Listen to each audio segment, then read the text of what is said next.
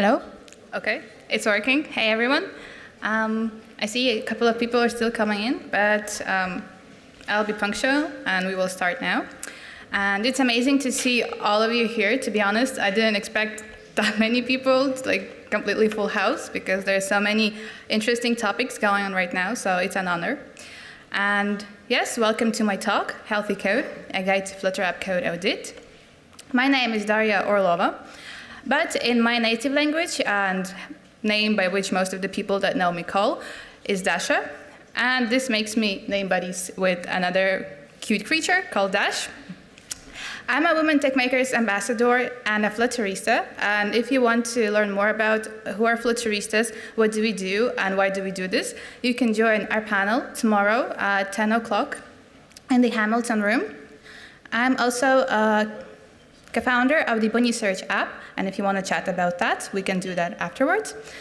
And what is most important for this talk is that I'm a Flutter developer and a mobile tech lead at Chile. And Chile is an agency based in Latvia, Riga. And the nature of work in an agency means that I have worked on a lot of projects, and I have seen a lot of things. And one of those things was a project that we inherited from another team. And the problem with that project was that Flutter, it was their first Flutter project, and you know, when we learn new technologies, we learn new skills, we tend to make decisions that we can later regret. And it's okay, because we learn and we iterate and we fix things. But what is not okay is if we notice that there are problems, and instead of stopping, analyzing how to fix those problems, we continue on slapping a feature on top of feature on top of feature. And this can lead to a code base being so bad that it actually starts showing signs of bad performance, and it makes users unhappy. And when users are unhappy, most probably developers are also unhappy because they have to work with the same code base. And if no one is happy, the developers are saying that they can't deliver features, users are writing bad reviews, client is also probably not happy. And this could be avoided if the team initially, when they understood that something is wrong, they stopped and performed a health check for their code base.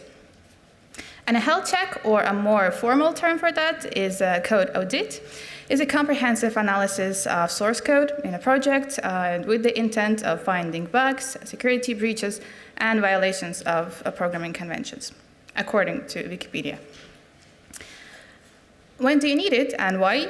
Why we already discussed, but for example, you're working on a project and you want to give it a health check, or you inherit a project, or maybe you provide code audit as a service. But the things that we will be discussing today are important and relevant not only if you're auditing the whole code base per se, but if you're working with code in general, like code reviews and just writing code, because following those practices that we will be discussing today, you can also avoid the code audit in general. Okay, and the agenda for today is how to prepare for an audit, how to conduct an audit, and what to do with the results. But before we move on, if you know me at least a little, you probably know that I'm the crazy cat lady, and I've attacked the revenue cat booth yesterday to get some socks. And I decided to take it to extremes and give you a small challenge to keep you focused and engaged. So I've hidden images of cats around my presentation, and the first person to ask me a question and also give a correct answer with how many cats they found can get a small sweet treat from me after the talk. Those cats are not included. Okay, so how to prepare for an audit. First of all, the most important thing is to set the goal, because based on this goal, the analysis of the results will be dependent on it. So if you have like an MVP, probably you don't care that much about scalability, but you do want to fix all of the security issues. Or if you're working on already existing project, you need a healthy combination of new feature development and technical debt elimination. With the goal in mind, we set the metrics, and this will be the basis of the talk for today. And I have split the metrics into 4 categories, and I call them perspectives, and these are developer, user, production, and security. Okay, so how to conduct an audit. And before we move on into the nitty-gritty details, I want to emphasize that this is the technical code base audit, so the object of our audit is the code base. It can be done by one experienced developer in a couple of days, given that the code base size is sane. So what is sane, you decide for yourself. This is not full functionality testing, because this is a completely separate feature, not feature, but task. And this is also not a complete security audit, because most often you have not only the application, but also the website, backend, and so on. And we are not going to be reviewing those points here today.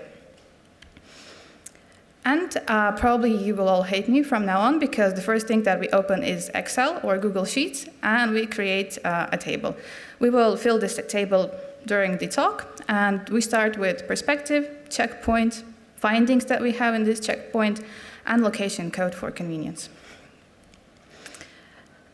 Developers are the people that work on the code base, so it is important for them to review the code base from their perspective, or from our perspective, actually.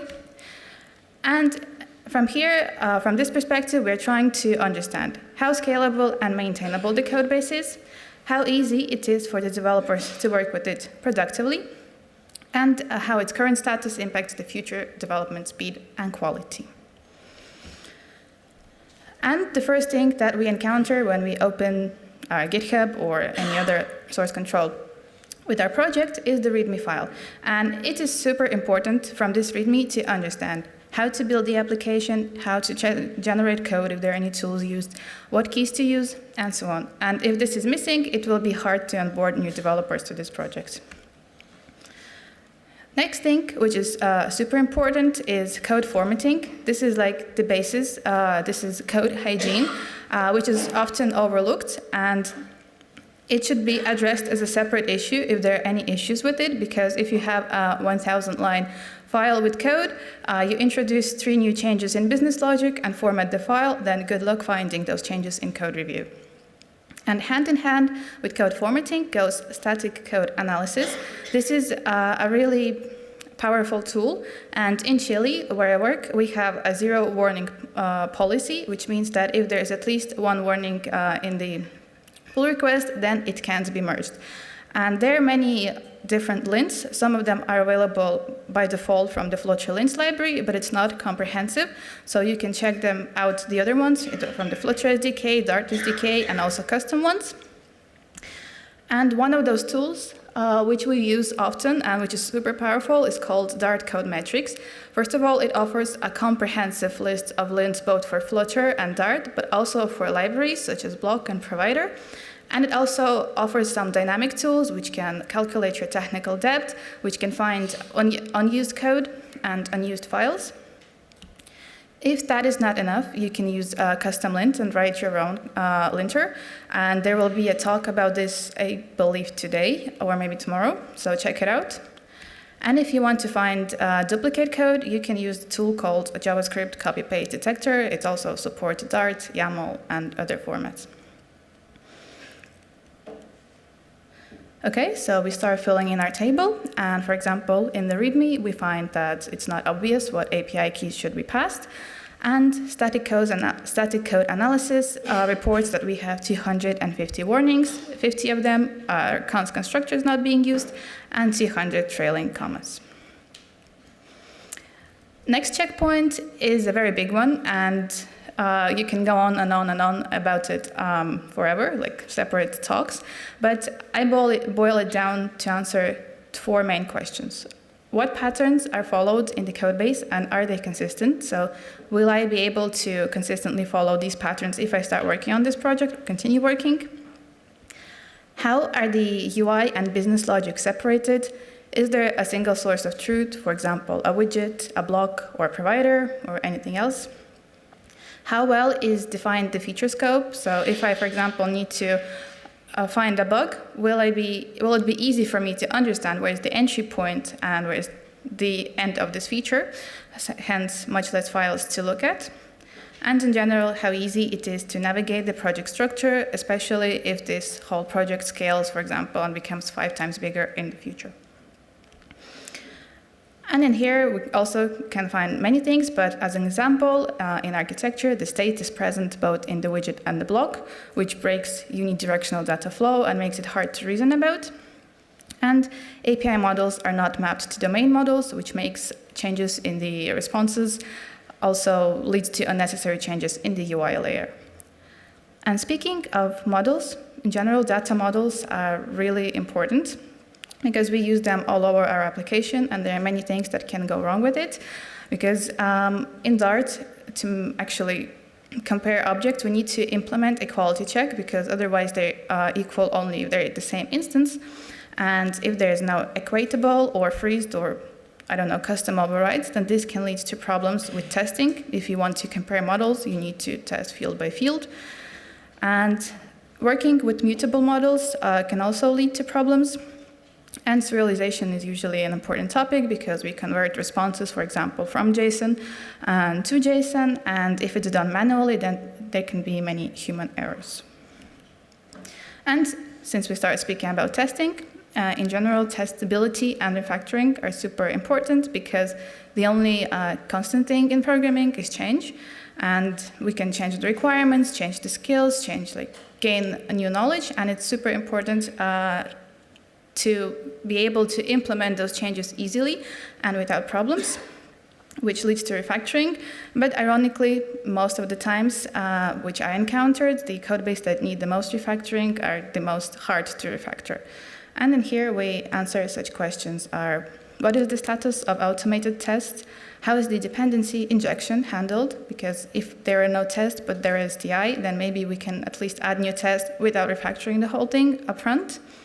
How are visual assets accessed, such as images and fonts? Are they hard-coded paths, or some tools are used to make them safer? And are the library versions up to date? Because if you have a lot of dependencies from which major versions are not updated, then you're most probably set for some time of migration. Again, speaking about tools, we can use, for example, LCOV for measuring line coverage. For the same thing, we can also use CodeCo, which also offers integrations with GitHub, and I think probably other tools too. For upgrading dependencies, we can use the good old Dart pub upgrade, which also has a lot of flags that we can use to just check if there are any upgrades required. And for safer access to static resources, we can use a library called FlutterGen. And since we started speaking about dependencies, because it makes much faster to write code by using some third-party libraries, but it also means that those third-party libraries become our code base, part of our code base, and it's important to give them the same health check as to our own written code. And one of the things that we definitely need to look at is the licenses, because if you're a commercial project and you're using some dependencies that require commercial licenses, which you don't have, then you can get into legal trouble. Then we evaluate the quality of the dependencies, and also specifically for Flutter, we should check whether all of the dependencies that we have in the dependencies tab should be there and shouldn't be in the dev dependencies. And one of the tools that you could use to check the status of your dependencies is GitHub Supply Chain Security with their Dependabot and other things, which can upgrade your library, open pull requests to upgrade your libraries when needed, or report security violations in those libraries. And in the findings table, we can, for example, find such things as modal equality is not implemented, which, as I've discussed already, it makes it hard to write sane unit tests. Localization keys are hard-coded all over the application, which makes it hard to update the values and also impossible to add new languages. And some package is used in the alpha version, and this is prone to buggy behavior and breaking changes during migration. A next very big and important aspect that we need to analyze is the persistent storage. And it's hard to put persistent storage just into the developer perspective, because problems with it can also lead to performance issues and to security issues. But nevertheless, in here we need to analyze the use of databases. What are their schemas? How are the migrations handled? How are the queries formed? And so on. Analysis of the file system. Are we saving any files that we don't need to save? Are we saving them into the correct places, or are we clearing them up? analysis of key and value storage, such as shared preferences and also secure storages, and how your application behaves in case of data corruption. Can it restore itself, or do you need to reinstall the whole thing from scratch? And the last point that we're going to review is the design system. Since we are working with applications, we're doing a lot of visual stuff, and it is important to make sure that it is done consistently. So design system, of course, depends also on the developers and not only on the designers and not only developers, but nevertheless, even if there is not a structured design system like in Figma or any other tools, it's still up to you to find which components are reused across the screens and to make them reusable, obviously. And rounding this up, we can find such issues as in persistent storage checkpoint, the temporary files are created but never cleaned up. And also persistent storage, no sane migrations for database versions, which means that there's the only fallback to destructive and the data get deleted on every upgrade. And in the design system, that primary button is recreated on every screen. And so if there are any changes in the design system, then we need to find all of the screens and make the updates there, which just takes much time and prone to errors. Okay, so now that our developer perspective is nice and clear, we understand where we have issues. The next important person who works with our code base is the user. So we're going to take a look at what our code base looks like to the user. And from here, we try to understand how smooth is the performance of the application, how obvious it is for the user what's going on, and what is the current user experience of the application. So the first checkpoint is UI performance. And in here, even by just reading the code, of course, if we can, we launch the application, we test it and find some issues. But even by just reading the code, the build method, and so on, understanding how Flutter framework works, we can make some conclusions whether the build process is efficient or there potentially might be some problems. How is loadable content handled, such as images? So are they cached? Are they downloaded all of the time? Are there placeholders or error placeholders? And are there any potential memory leaks, for example, undisposed controllers? And for that, we have good old Flutter dev tools, and there's a great series of articles about every dev tool available by Ashita, and you can check it out. Also, at the end of the talk, I will give you a link with all of the resources, so you will find it there. But specifically for monitoring UI performance, we can use Flutter Inspector, Performance View, Memory View, CPU Profiler View. Then we also need to analyze the UX performance side. So how are empty, loading, and error state handled? Does the user understand what's going on, or is it just white screen for 30 seconds and then data appears? So maybe they can even close the app if they don't know that it's actually being loaded. What is the accessibility status of the application? And since we're working, again, with many screens, how responsive is the application? For that, there are also many tools. For example, accessibility tools from Rebel App Studio. This is a library that you can add into your application to check, for example, tappable areas and semantics and other things that can be wrong from the perspective of accessibility. There's a widget book that allows you to work with your widget, with your design systems, and make this process much more convenient and productive. And you can also use device preview if you don't have a lot of devices or emulators to test your application on different sizes of screens. And when we analyze from this perspective, we can find that, for example, PNGs are used in one size, which is not optimized for device specifications. Then shrink wrap is used in list views, which have a lot of items, which leads to unnecessary calculations. And gesture detectors are missing semantic labels, so people that rely on semantics to understand what to do with the application don't know that this is a clickable item.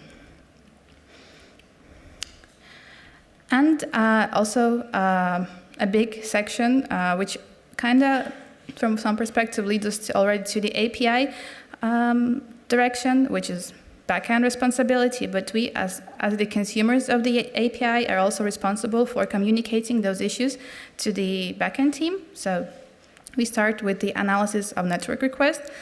Here you need to remember that users can be, first of all, impatient if they wait for a long time, and also for network, they are probably using their data for which they're paying. Analysis of startup time, so if anything is deferring the startup time of your app unnecessarily. And if applicable, analysis of background work and analysis of multi-threading work. And here, for example, we see that there are decoupled long API calls, such as calls to the network, which can be done in parallel, but done sequentially, which leads to just more waiting time than it should. And API responses are bloated with fields that are not used in the UI. So this leads to redundant traffic and also speed. For this, there's also, if you're already using Firebase, it is really easy to set up this tool. It's also really powerful to give you feedback of what's going on in your application. It's called Firebase Performance Monitoring, and you can track network requests, you can track app startup time, and also if you're doing any specific operations in your app that you want to track, you can use custom traces by starting from one place and ending in the other place and seeing how much time it takes for the user. Okay, great. So now that we know what we need to fix from developer's perspective, what we need to fix from the user perspective, we can continue with the production perspective. So in here, we're trying to understand how ready is the application for initial publishing if we haven't published it before. Is there anything that can defer the publishing process? And how ready is the application in general for rapid continuous delivery? And the first thing that we need to check here is the developer environment. So is there localization? Is it handled? Are there flavors? And are paid APIs used cost effectively? And I placed it here because this is very coupled with flavors. So for example, if you're using some billable API and you only have one environment, then if you are developing in this environment, you're just making the quota much bigger, and instead of using, for example, Sandbox API. There are things that can defer the publishing, and we can analyze them beforehand before we even try to publish the application. Those are the permissions that the app requests, and how are they compliant with the App Store policies, because if you know, App Store requires you to describe the need for every permission that you request from your users. Are the latest operating system versions supported? And how is the app size valid? And we will return to the app size just a second. And if everything is okay here, then we have one last step to check, is publishing process. So if your application crashes when it's already on the user device, will you find out about this? Are you using any health tracking tools in your application? Is the app technically ready for publishing? So does it have the certificates required and keys for Android development? Where are they stored? Do you have access to them? And are the CI and CD processes set up? And for here, we have also a set of tools that we can use. For example, crash reporting tools, Firebase Crashlytics, Datadog, Sentry, and many others. CI/CD tools, and you can meet many of them in today's conference: CodeMagic, Bitrise, GitHub Actions. And for analyzing the application size, you can use the good old Flutter builds command with the flag analyze size, and then upload it to the app analyze tab in the Flutter Dev Tools and see what's going on, what's bloating your application. And in here, again, we have several findings. For example, in dev environments, the real API key is used instead of Sandbox for some SDK, which leads to extra costs during development. Android app bundle size is 145 megabytes. This can lead to problems because App Play Store has a policy of having 150 megabytes for downloadable assets. So if your app bundle is close to this, then it might lead to problems in the future, and you need to pay attention to this. And CI/CD are missing workflows to upload the application to the store, which requires manual upload every time, and this is dependent on developer availability and increases time unnecessarily. And last but not least, very important because this can lead you to troubles so much that you have to stop your product or do many, many changes, and this is security perspective. And this is like the wheel of security. And in here, I also want to emphasize once again that if you work with sensitive user data, like a fintech application or health-related application or any other personal user data, I advise you to have real security, like consistent security checks, audits, pen testers, and so on, because it's better to find issues upfront before your users actually run into them. And from this perspective, we analyze user data, because it's the most important thing. Which user data do we use? How is it handled? How is it stored? And how is it transferred? Network, are we using secure protocols? Are we using any trust mechanisms for network communication? Database, is it prone to, for example, SQL injections? API keys and other secrets, how are they stored? What are they used for? Can they be stored outside of our application? Usage of web usage, and especially how those third-party SDKs use your user data, because again, they are part of your application and you're also responsible for what they're doing if you're sending them your user data. If your application has paid content, then how is it accessed? Is it possible to break into your application, change a flag, and upload this now free version for distribution? And source code, is it obfuscated in release mode? And here also many tools to consider from the security perspective. First of all, OWASP, this is Open Web Application Security Project, and this is an open source project which is dedicated to security, web security, application security. They do supply checklists, supply information. For example, each year they have top 10 mobile risks, top 10 web risks, in which they find the risks to which applications are most prone to, which are most common, and also tell you how to fix it. So you always have to keep OWASP guidelines in mind. Your source code can be analyzed by tools, for example, from GitHub, supply chain security, which I have already mentioned. And also for enterprise users, GitHub offers advanced security, which can find, again, if your secrets are stored unsafely, if your code is prone to SQL injections and many other things. And also, I don't remember all of the names, but I have met a lot of companies in this conference that also offer something similar, so you can go around and ask them about this. Runtime checks for security. So again, if you're using Firebase, Firebase now offers a feature called Firebase App Check. So this makes the communication with Firebase of your application much more secure, and you should check it out. And also there are RASP tools, specifically for Flutter, for example. There's a free RASP library by Tailsec company, and I think they're also giving a talk either today or yesterday, so it's really, you can check it out. And also obfuscation, so for native code, for Android native code, because it's not that relevant for iOS, you can use R8, which uses ProGuard rules for obfuscation. For Flutter, you can use just the good old Flutter build with the flags obfuscate and split debug info. And for obfuscating secrets, you can use NVID library. Sorry, someone's taking a photo? No? Okay. All right, so now that we have analyzed our code base from various perspectives and we have a comprehensive list of findings, what do we do with those results? First of all, we remember the goal that we set for ourselves in the beginning, because based on this goal, we then set priorities. So what do we need to fix? Again, we prioritize according to our goal.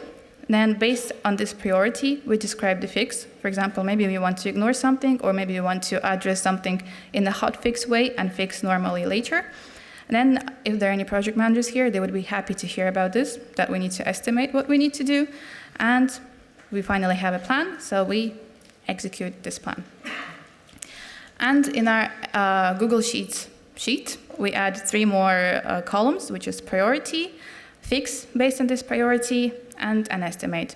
And we have a comprehensive analysis, which we can then use for further actions. So the summary is we set the goal. Based on the goal, we also set the metrics. We perform the audit based on those metrics. We prioritize, and based on those priorities, we fix what we have found. And I have created a template for you, and you can find this template by following this QR code. Also, an article version of my talk, and many more links with articles describing how to handle security, DevTools, and so on. Thank you.